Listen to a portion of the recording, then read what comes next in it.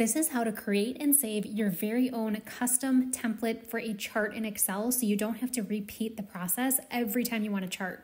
Let's start the template. We're going to insert a bar chart, and let's click on this, and we're going to format data series so that our option window pulls up. Let's say we want to make the bars either thinner or wider. Let's go with wider. Next, we're going to change our color. So let's go with a dark gray. Let's say that's in line with our brand. Then we're going to change the color of our background lines in the chart. Let's go with a light green. Then let's change our text along the horizontal to be vertical facing. So we're going to just select vertical. Looking pretty good. Now let's change our background. Let's go with a light gray. Now everything looks good. We're going to close out of this window. Let's say this is our template.